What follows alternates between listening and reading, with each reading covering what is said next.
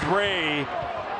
Terrence Ross just did this over the manimal. Oh, Canada.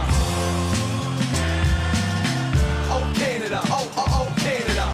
What is happening, Raptorland? My name is Sean, and this is the first edition of Raptors Rap-Up. On the first episode, we're going to break down what this vlog is all about, as well as preview the Raptors' first game out of the All-Star break, as they're in Washington to take on John Wall and the Wizards. Watching Raptors games, one thing I noticed is, if you want things like detailed previews and reviews of the games, things of that nature, there really just isn't much of that around. You basically have what you can get from the Raptors website, which would be, pre-game shoot-around interviews, post-game scrums with the players, but there really isn't much else. They obviously do a little preview and review on the actual game broadcast, but really there just isn't much out there other than that. In this city, the Leafs are number one. If you want that kind of stuff, it's everywhere for the Leafs, but with the Raptors, that's just not there. So I thought that would be things that we could talk about.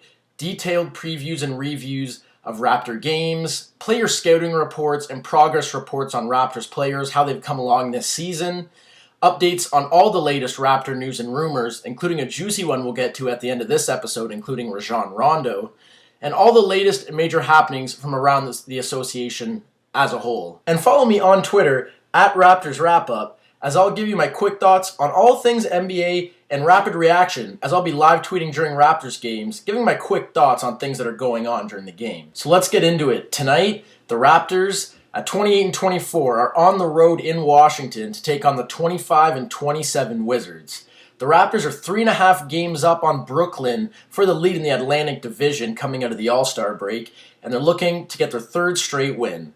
The Wizards have lost 4 of 5, but have been playing tough recently. They've lost some close games to Golden State and Clippers in their house, then at home lost to Portland, the Spurs, and had back-to-back heartbreaking losses at Memphis and Houston by 1 point in their last game going into the All-Star break as James Harden beat them at the buzzer. In their previous 2 meetings this season, the Raptors won 96-88 in Toronto, despite John Wall going off for a season-high 37 points. And then later in the year in Washington, the Raptors crushed the Wizards 101-88 as they really started to get the ball rolling at that point. The Wizards are an interesting team. They've had talent in recent years, but have struggled due to youth and inexperience. That's been stabilized this year by great wing play from Trevor Ariza and a veteran frontcourt led by Marcin Gortat and Nene. With John Wall, Bradley Beal, and Trevor Ariza, the Wizards definitely like to get out and run, but unlike in past years, they can play in the half court through Marcin Gortat and Nene, as those guys like to bang down low in the low post. This is something the Wizards haven't had in past years and makes them a less one-dimensional offense. The Raptors definitely cannot overlook them tonight, as the Wizards are hungry to make the playoffs for the first time in John Wall's career, and they've been playing really well against top competition lately. A mismatch the Raptors need to exploit is in guard depth. Washington simply doesn't have very much behind Wall and Beal. At the 1, Washington brought in Eric Maynor this year to be their backup point guard, but that just hasn't worked out.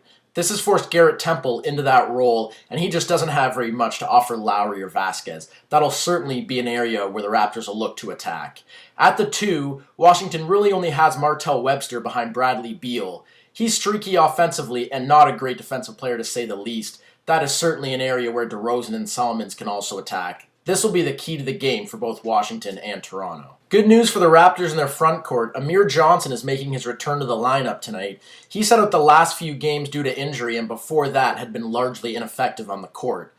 Dwayne Casey didn't say whether Amir Johnson was going to start tonight, but it'll be interesting to see how he uses his rotation of big men with Patterson, Johnson, and Hansbrough in this game, as Washington does have a fairly formidable front court. There's 3 key matchups that I want to focus in particular for this game.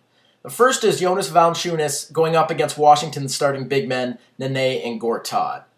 Jonas admitted during the All-Star break that all the basketball he played in the first half did get him a little tired, which peaked with a 1-for-9 shooting performance against Atlanta heading into the break.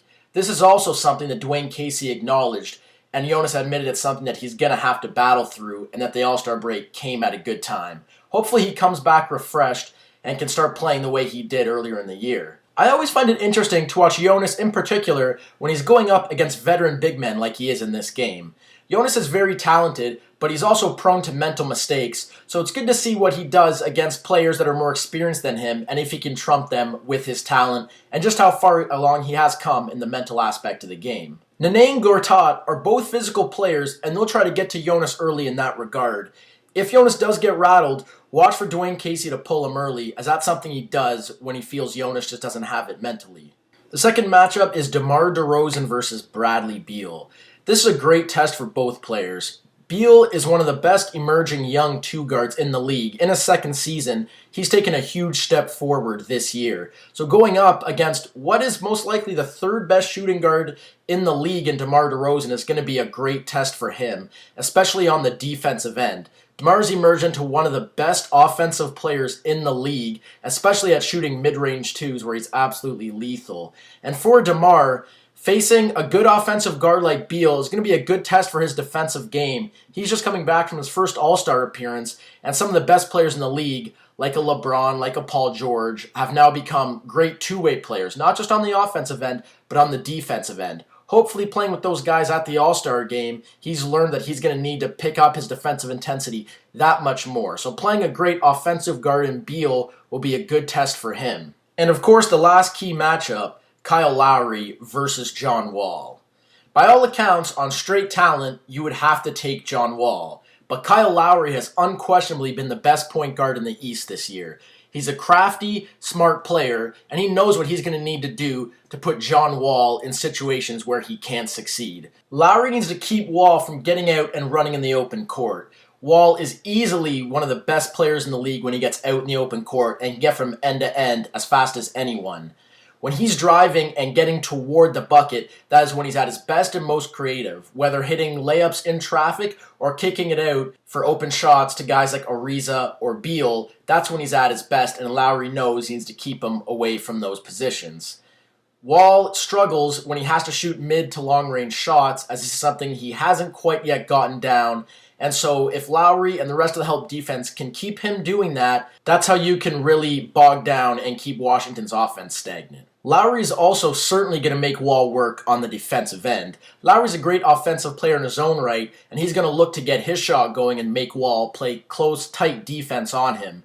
Lowry also loves to run the pick and roll, so he's going to make Wall fight through screens and pick, and just really make him work on the defensive end to try and limit his energy that he's going to have on the offensive end. If he can do this well, it's really going to hamper Washington as they just fully run through John Wall. All in all, I like the direction these two young teams are headed at the top of the second tier in the Eastern Conference, along with Chicago, behind Indiana and Miami.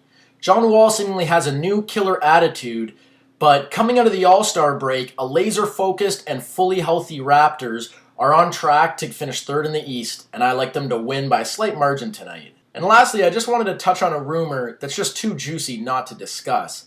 On NBA.com's front page is a report that the Raptors are very interested in Rajon Rondo. Now, be that right now before the trade deadline or after the season, it's unclear when the Raptors might look to make a trade like that. It might be too big to get in before the All-Star break, but the Knicks are still very interested in Kyle Lowry, and the Raptors don't want to give up on this season, so I don't think they would just trade him. But if they could net Rajon Rondo, whether that be in a three-teamer or separate deals, apparently it is something they're looking at.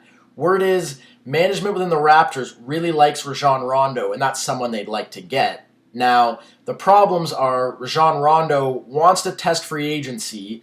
Word is he might like to go to the Knicks, but in all likelihood he would like to test free agency, and we know that Ujiri wouldn't give up the kind of package that Boston is seeking if he couldn't get the assurance that he could keep Rondo.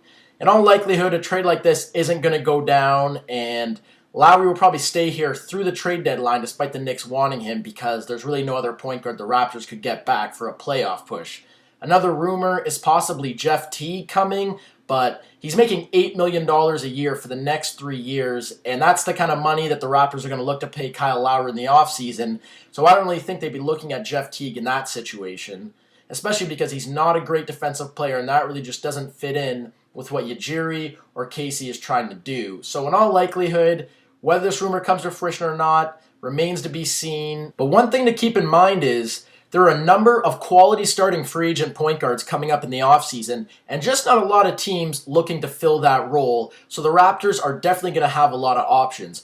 So whether that's bringing back Kyle Lowry on a 3 years, $8 million a pop sort of deal, whether that be looking to trade for Rajon Rondo, or maybe even signing a Goran Dragic, who is an unrestricted free agent, the Raptors are going to have plenty of options come the offseason, and that's why I don't see them making a move right now, especially because that's going to upset the balance that this team has worked so hard to get since the Rudy Gay trade, and I just see them standing pat. That's going to do it for our first episode of Raptors Wrap-Up. I'm going to be live tweeting the game at Raptors Wrap-Up, and then I'll be back with a review of tonight's game, so keep an eye out for that. Thanks for watching.